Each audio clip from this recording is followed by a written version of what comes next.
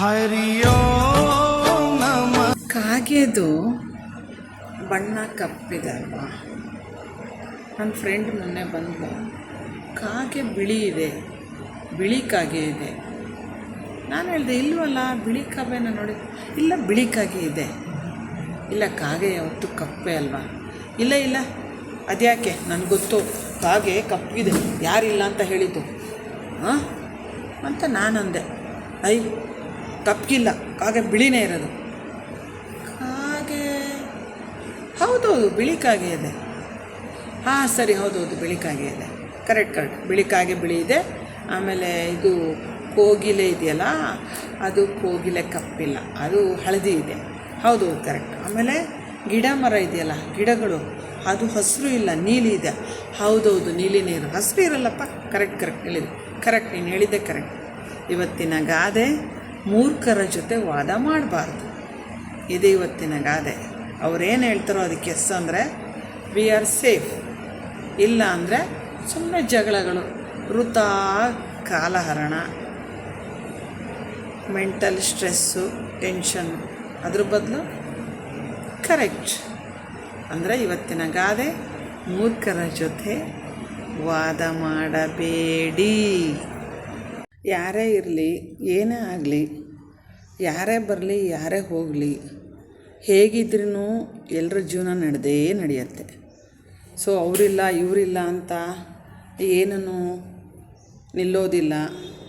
ಅವ್ರು ಹೋದರು ಇವ್ರು ಹೋದರು ಅಂತ ಏನೂ ಯಾವುದೂ ಸ್ಟಾಪ್ ಮಾಡೋಕ್ಕಾಗಲ್ಲ.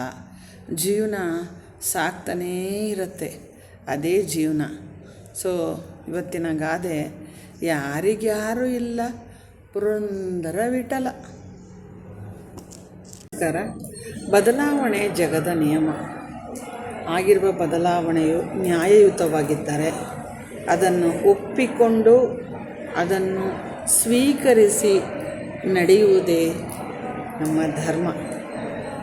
ಅದನ್ನು ವಿರೋಧ ಮಾಡೋದಕ್ಕೆ ನಮಗೆ ಅವಕಾಶ ಇಲ್ಲ. ಯಾಕಂದರೆ ಅದು ನ್ಯಾಯಯುತವಾದಂತಹ ಒಂದು ಸಮ್ಮತವಾದಂತಹ ಒಂದು ಬದಲಾವಣೆ. ಸೊ ಬದಲಾವಣೆ ಸೃಷ್ಟಿಕರ್ತನ, ಪರಿಸರದ, ಪ್ರಕೃತಿಯ, ಆ ಮಹಾತಾಯಿಯ, ಮಹಾದೇವನ ನಿಯಮ. ಇದನ್ನು ಮೀರಲು ಯಾರಿಂದನೂ ಸಾಧ್ಯವಿಲ್ಲ ಅಲ್ವಾ ಫ್ರೆಂಡ್ಸ್? ಅವತ್ತು ನಾನು ಬಂದೆ, ಅಲ್ಲಿ ಹೋಗ್ತಾ ಇದ್ದೆ. ಆವಾಗ ನನ್ನ ಫ್ರೆಂಡ್ ಸಿಕ್ಕಿದ್ರು. ನನ್ನ ಫ್ರೆಂಡ್ ಸಿಕ್ಕಿ ಮಾತಾಡ್ಸಿದ್ರು.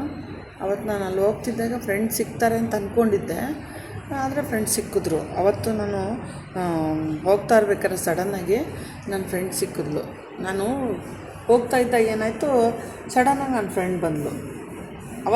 ಅವತ್ತು ಹೋಗ್ತಾ ಇದ್ದೆ ನಾನು, ಸಡನ್ನಾಗಿ ನನ್ನ ಫ್ರೆಂಡ್ ಎದುರುಗಡೆ ಸಿಕ್ಕಿದ್ಲು. ನನ್ನ ಫ್ರೆಂಡ್ ಎದುರುಗಡೆ ಸಡನ್ನಾಗಿ ಸಿಕ್ಬಿಟ್ಲು. ಅವತ್ತು ನಾನು ಅಲ್ಲಿ ಹೋಗ್ತಾ ಇದ್ದೆ, ಸಡನ್ನಾಗಿ ಫ್ರೆಂಡ್ ಎದುರುಗಡೆ ಸಿಕ್ಕಿದ್ಲು. ಗಾದೆ, ಇದರ ಗಾದೆ, ಹಾಡಿದ್ದೇ ಹಾಡ್ದ ಕಿಸ್ ಬೈ ದಾಸ.